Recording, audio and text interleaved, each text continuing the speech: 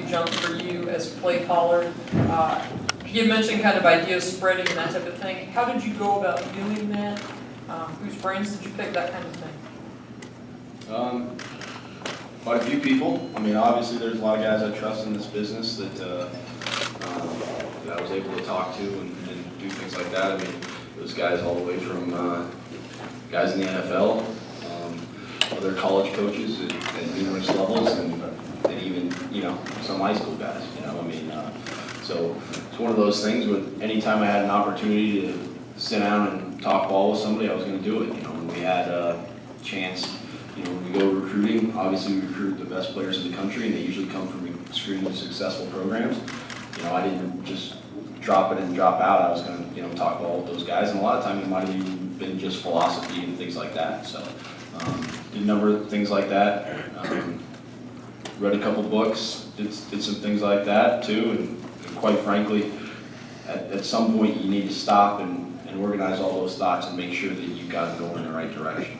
So, we feel really good about where our offensive staff is and where our offensive plan is, and the players had an extremely good summer, so, you know, really excited about where we're going right now. Hey, Rick. Hello. How are you? I'm doing well. Good.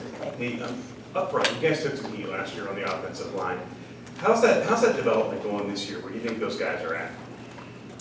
I think they're in a really good spot. You know, Coach Linegrover did kind of the same thing. You know, we're always going to reevaluate, you know, the ways we're teaching things and things like that. And he was able to do that, and I think our guys have really taken to, you know, the slight modifications that he was able to make. Excited about the way they look, you know, right now. Obviously, we don't get to see them in pads or do anything over the summer, but the way they look, the look in their eyes, just the way they're even in the jog-throughs and things like that, the way they're seeing things and the communication they're making has been great. So I've been really excited about those guys. We've got guys like Steven Gonzalez, who's played a tremendous amount of football for us. You know, Will Fries has played a lot of ball. Michael Menet, now the whole season under his belt, and that's going to be huge for us. And then we've got some other guys who've been in the program a long time, C.J. Thorpe, Mike Miranda, even Rasheed Walker a year now, Des Holmes, those guys. That experience, even in practice, is going to be huge.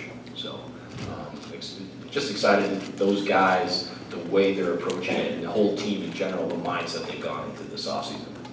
Ricky, sort of piggyback off of Audrey's question, were there specific areas where you felt you needed to improve or did improve the most over the offseason from year 1 to year 2? Yeah, I mean, there's obviously plays that you're going to look at that are, you wish, you know, you would have called something else, and sometimes they're ones that you guys may notice, and sometimes they're not. But I think that the main thing that for me is going in there, and sometimes it's just mentality and presentation to the offensive players and the offensive staff. I think sometimes that can be a huge part of it. I think the more research I've done on a lot of things, it's about presentation and mentality. And those things are two things that you know, you're always working on, always striving on. It's one thing that Coach Franklin does an unbelievable job on, and so I'm lucky enough to be able to learn from him. And so, you know, we've got to be able to go in there, make sure, you know, our kids believe in everything that we're saying, and they're going to believe in it because it's well prepared. Hey, Ricky. Hello. Can you speak to the differences and the similarities between this quarterback competition and the one a few years ago between Trace and Tommy? Yeah, I mean, obviously, there's a lot of similarities to it. You know, we were trying to replace a guy that had played a lot of ball for us, and we're going with, you know, guys who hadn't played this much, right, and were fairly, quote unquote, inexperienced, but they were both very talented, very competitive, and I think that's what we have here. We have two very, you know, we have some smart guys who are very competitive. They're very good friends, so they help each other, which I think is incredibly important. We had a quote up today that, you know, we always supersedes me, and those guys, they really buy into that. And it's still about the quarterback position playing well. You know, not about fighting each other, making sure that our quarterback position can play well, because ultimately, you know, they are the leader of the offense, and you know, where that leadership takes us is how far we're going to go. Ricky, you waited a long time to be offensive coordinator. I know it was something that was a dream of yours. What did you learn about yourself in year 1 that you can apply to year 2? You know, I think the thing that, as a general rule, a lot of us, we get to more and more is better, right? So if you're struggling in anything, the answer is immediately, I'm gonna work harder, I'm gonna work more, you know, I'm gonna stay later and do that. And I've realized that that's not the better answer. It's working more efficiently, you know, it's you know, making sure that you're making decisions quickly and accurately and those sort of things. And I think that's something that's really gonna help me in the future. So, you know, my natural instinct is just to work harder, and that can't always be the way, right? There's only so much blood in the stone, so you've got to make sure that you get your sleep and so those sort of things. And quite frankly, I've made goals for myself on that this year. Ricky over here. What do you remember is 20 years ago at Cornell when you were a first-time college quarterback? Granted, it's not the same level as here, but what surprised you about being a college quarterback for the first time? What surprised me? Well, what surprised me, first of all, was my coach is pretty big into running the ball. The very first play was a pass, so that was fairly surprising. And he let me throw the ball a lot that day, so that was also fairly surprising. But the speed of the game, right? You know, just like our freshmen are going to have to adjust to the speed of the game. It's all relative, you know. I learned early that day that when you throw an interception, you don't have to go try to be Ronnie Lott after him because he's probably bigger and tougher than you. Oh yeah. Threw an interception. It was good times. Good to remember that. Yeah, I mean, you know, you're going to learn something all the time. I learned something, you know, my college quarterback coach, who was an offense coordinator in the NFL for a number of years recently, was just up visiting, and Bill Lazor, a great guy, and we talked about some of those things, you know, and it's amazing.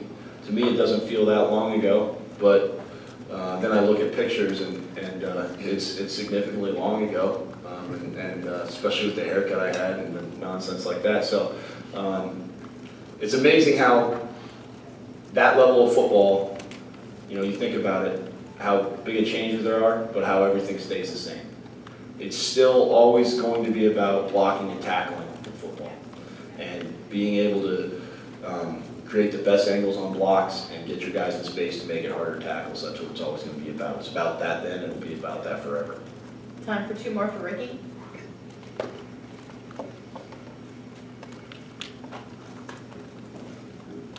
Curious about what you've seen from the addition of Coach Parker with the receivers, and additionally the transfer addition with Weston Carr.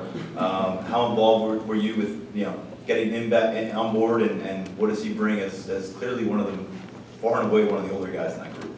Yeah. Well, for Coach Parker, it started with he's just a tremendous person, and I think that's a huge part of it because his guys trust him, and he knows that they care. You know, he cares about them, and quite frankly, it goes both ways. They care a lot about him and his family. That's a huge part of it. He's a great coach. He knows how to simplify things, very complicated things. He knows how to simplify it so that he can teach it fast and teach it consistently. So he's really excited about the things, the way he teaches, the energy he brings to practice, and all those sort of things. In terms of Weston, you know, we were obviously, our whole offensive staff, we recruit together, so we were all very involved in that. The amount of places, you know, the amount of football he's played at the college level is big. Whatever level it's at, it's still big in the production that he's been able to have. So we're excited about what he can bring. His size, he's very smooth and that sort of thing. So he brings a different level than maybe some of our other guys. Hey, Coach, back down the corner. You know, Tracy knew what you had coming in when you took over the offense. Now replacing the quarterback, do you find it exciting, maybe a little challenging, trying to develop, you know, a certain set of plays to bring out their best skill set for the team in their first year? Both. You know, a challenge is exciting, right? I mean, it is challenging just because, you know, there's going to be things that these guys haven't seen. But a challenge is exciting. I got a text message from my son today about how he just got Madden 2020 and he had the Steelers and he won 109-0 over the Bengals, and I said, you might want to turn up the difficulty there. You mom's patting him on the back, I'm like, hey, how about we crank it up a little bit there? So, you know, and I told him, hey, having a challenge is exciting. That's what makes life exciting, is challenge. You just are able to walk through life and everything is just handed to you. That's not exciting, that's not rewarding, you know? So it's obviously being around a guy like Trace and watching his development over 5 years was rewarding.